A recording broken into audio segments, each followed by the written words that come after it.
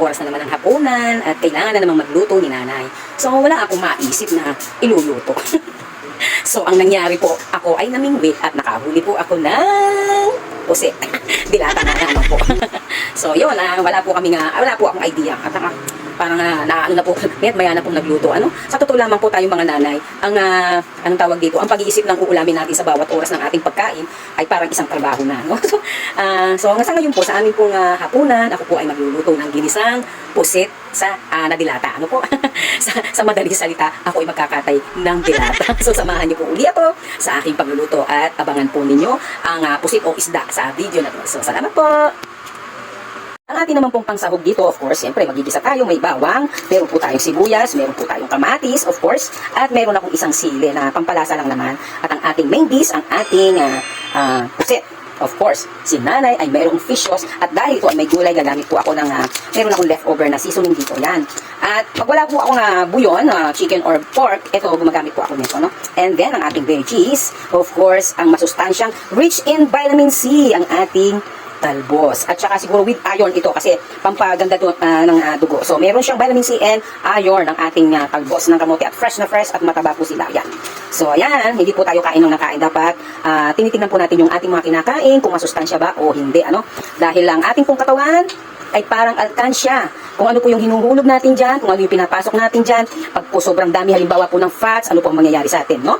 Magkakaroon po tayo ng sakit. Ayan. So, kung puro mga vitamina at mga masustansyang pagkain, of course, ang benepisyo po nito ay magiging malusog po ang ating katawan, magiging healthy po tayo, no?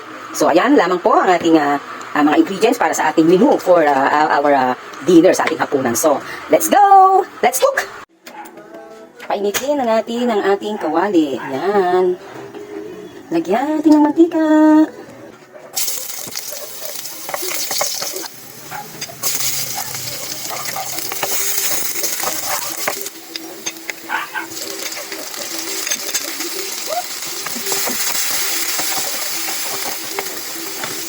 Pinalambot ko muna ang kamatis para mabilis siyang madurog. Ayan.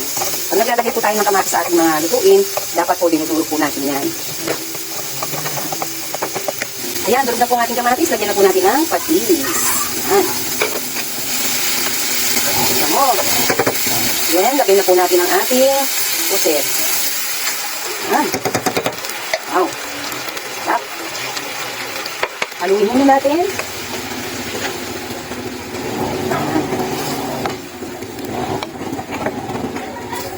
Madali lang lulutuin itong ating ulam for dinner, ano?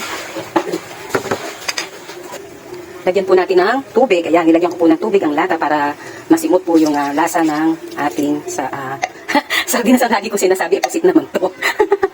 Ayan po muna natin siyang kumulo. Lagay na po natin ang ating sili. Ayan. Para may lasang konting spices, no? At ang ating magic sarap. Pag gulay po, naglalagay ako ng seasoning. Madilim na po ang aking kinalalagyan. So, tikman na natin. Okay na po, pwede na ating ilagay ang ating talbos. Na po ang ating masustansyang gulay, lagay na po natin. Oops! Sayang, wala pa 5 minutes. So, ayan po ang ating masustansyang ginisang pusit in can. So, ayan po, luto na ang ating ulam sa ating pong dinner. Ayan. So, nakita po ninyo, hindi na naman overcook ang ating gulay. Ayan. Pinatay ko na po ang apoy para ma-stop po yung cooking process. Ayan. So, hindi po siya lubsak ang ating gulay. Ayan. Maraming salamat. Kain na tayo.